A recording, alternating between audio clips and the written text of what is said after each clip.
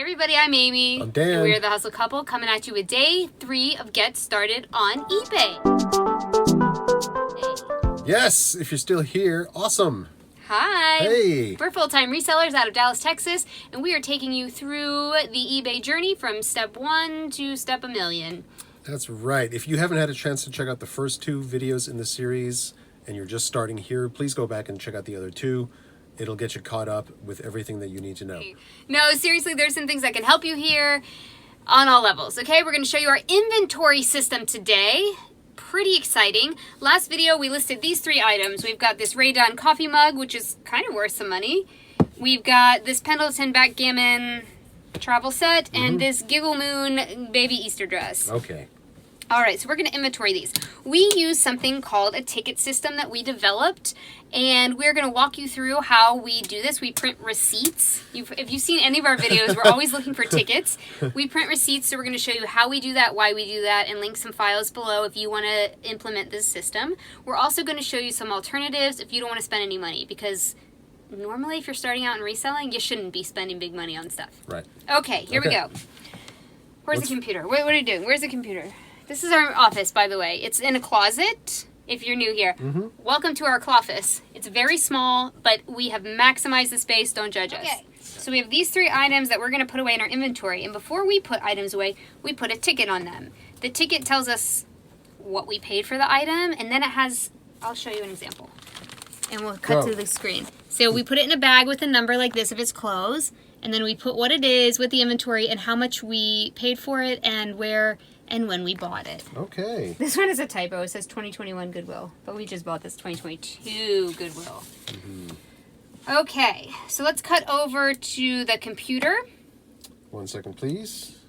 All right, this template will be linked down below. It's just a Microsoft Word template, and we use a receipt printer called a Star TSP that we got at Staples. Yes. Like for $300. You do not need this. If you wanted to implement a similar system, what you looking for? A little hanging Yeah. ticket? Oh, Post-it. Sharpie and a Post-it. Whatever works, right? This is very cheap. We get these Post-its in junk bags and the Sharpies in junk bags. So you could still learn something even if you don't want to do a ticket system, or you could use a Google Sheet or a spreadsheet to log the same information. Right. Okay.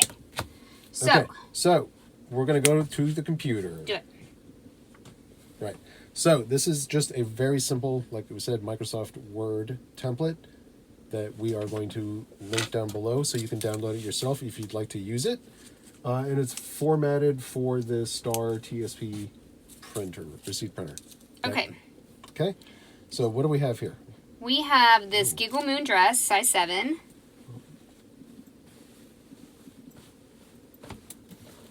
Giggle Moon dress. Okay, what is the inventory number for this Okay, guy? so it's number 1 because this is for our new store. This is all for example purposes. We're not going to continue this store. We have these size bags, which are, what are these, 9 by 12? So normally we use 9 by 12s, but to make everything fair and equal, we're going to use what we started with. And we started with these Tyvek envelopes. Okay. Nothing fancy. You can get these for free on USPS.com. And we ship stuff in these, so it was great. Can't ship first class in them though. But we use these to store and then we can reuse them. So I'm going to put it in here. What was our cost on this? Oh, I have it right here. It was $2.99, but it was half off day, so $1.49. Okay. And we're going to print this out. There we go. Okay, and on the front of this with my Sharpie, I'm just going to write the number 1. Because that's the first line in our inventory. We advocate that you do a numerical system in inventory. We don't think that the bin system, like bin A, and you just throw everything in bin A, and then you're like searching through bin A to find... We've been there, we've done it, it's not good. It's much better if everything has a very clear number. So this is just like that. And that's what we're going to tape onto the item. If we just use a Post-it, we could put the same information on it. Or, again, put it in your spreadsheet. There's plenty of resellers out there that have spreadsheets. Yeah, this is just our process. Okay, now we're going to put it in the box. We use these boxes for clothing, and we're going to take you on a tour to show you where our clothing inventory is stored. Yep. We'll use these... Yeah. We use these rectangular boxes that are really great size and the clothes stay standing upright in them. 22 by 10 by 10. We'll link them below. We get them on Amazon.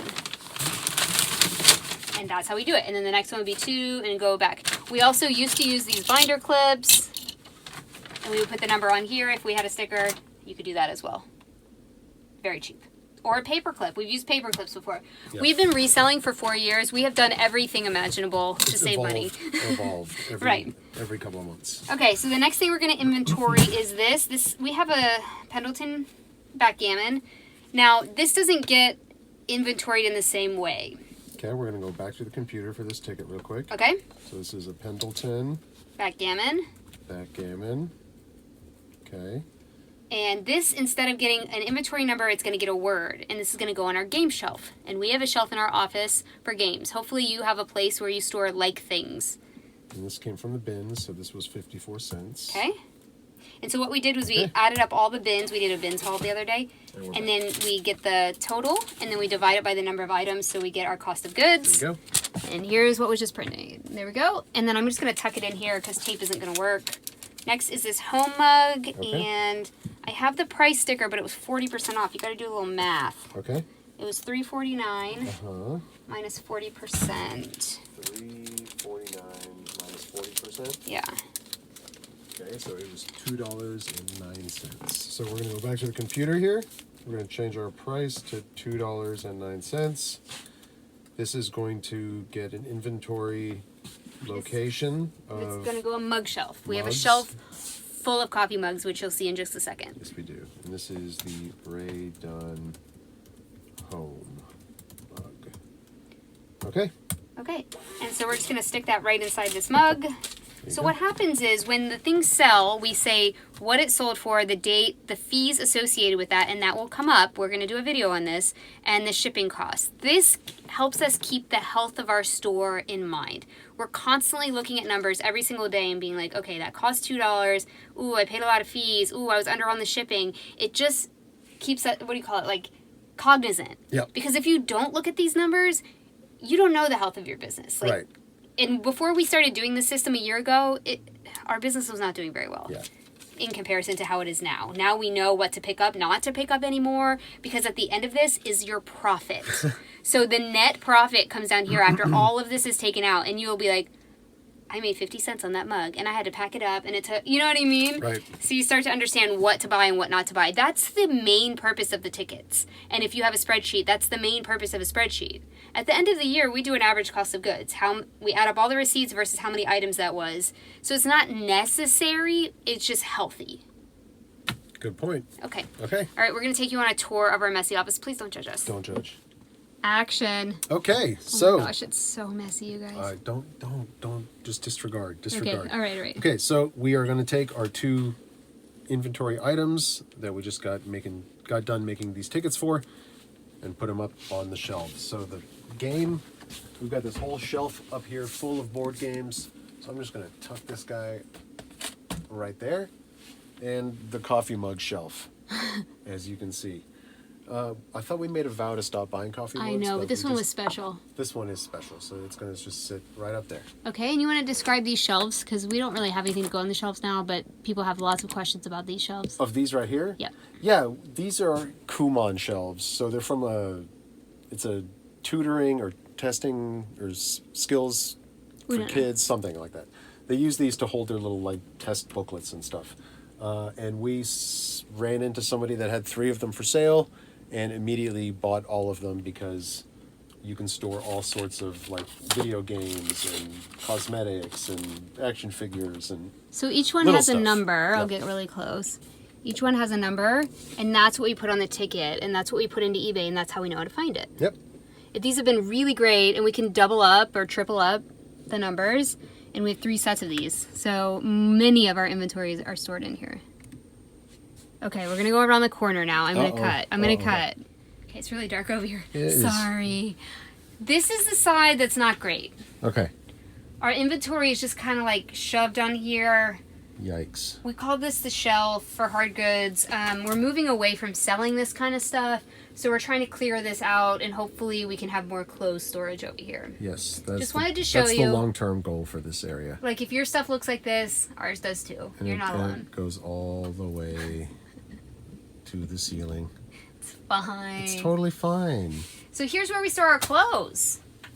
Where do we store the clothes? We store them in these boxes on these plastic shelves from Home Depot. Okay. And they fit 3 perfectly across. You can see we did start with the Tyvek. Like, look, all the way up. This is stuff from 4 years ago.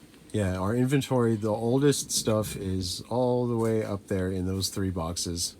And then it gets newer as we go down and over. Yeah, and then we got these plastic bags with like a seal top, like a sticky top, and then we got these for free. All of the stuff is free. That's the theme here. Yeah. And then we got these Ziploc bags for free. And you can see each one has a number and a ticket. Okay, let me just get in there real quick. Once a quarter or once every couple weeks, we have to, condense because things will sell and then the boxes become less full and we need more room. Yeah. So that's how we store our clothes that are small enough to fit in these boxes. Each box holds about 15 to 20. Now look up. Uh-oh, here we go. Here we go. This is where we store the sport coats. So there's some at the very top of this shelf, right up against the ceiling. Uh-huh. And then we have these... Our broken light. Yeah, these wire shelves that go all the way around the top of the office. And then there's our spaceship garage lights, which is why it's so freakishly bright over on this side. But, I mean, it literally all the way around the perimeter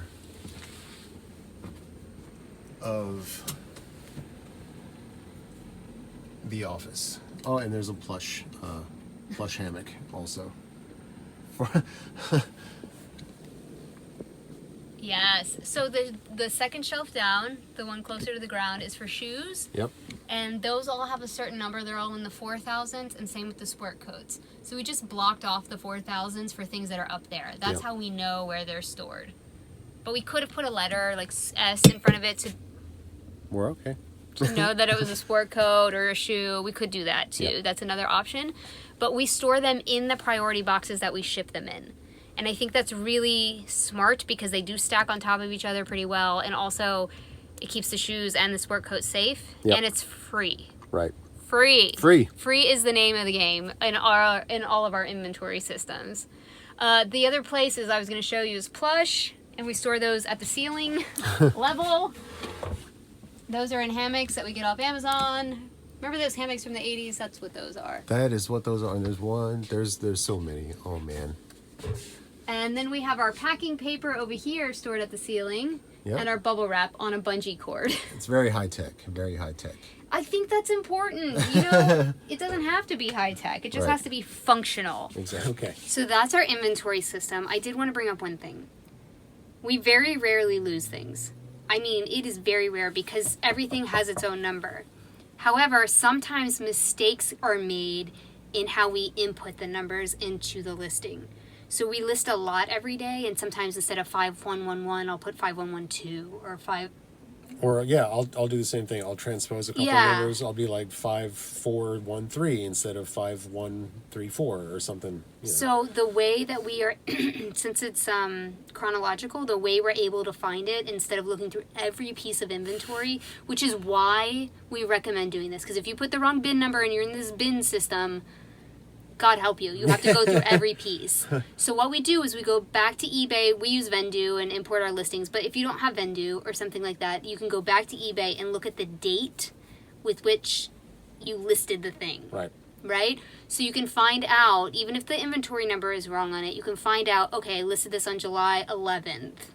And then you can go back and see the other things you listed on July 11th. And since it's chronological, it will be next to those things Right. that have the correct number. Yep. We also do one more thing. Redundancy. We do Yes. another redundancy. You want to tell them? Yeah. So with every piece of clothing we do, we have take measurements and we write them on this dry erase board, which is just a picture frame. It's a picture And- frame with the template in it, and we can send it to you. I Yep. mean, we could put it below. We can. We'll put a Google image of this below, and you can put your own logo on it. It's just be blank. Yeah. And so I write the inventory number on that and take a picture of it and put it in the listing. This is this way here. Yep. Sorry, ring light. 5248. So this is the last picture with the measurements on it, the last picture that we include with every single listing. Again, sometimes he forgets to write the number, or sometimes the number we transpose. There's like 4 different ways to find out where the item is. Yeah. The last time we lost an item, I can't remember. So that's been, I mean, I can remember back like a year. It's been at least a year since we literally lost something. Like, you know what I mean? Yeah, it's completely disappeared. Completely disappeared. So I think this system works. I think having redundancy is so key and crucial. And the numerical system, we cannot recommend it highly enough.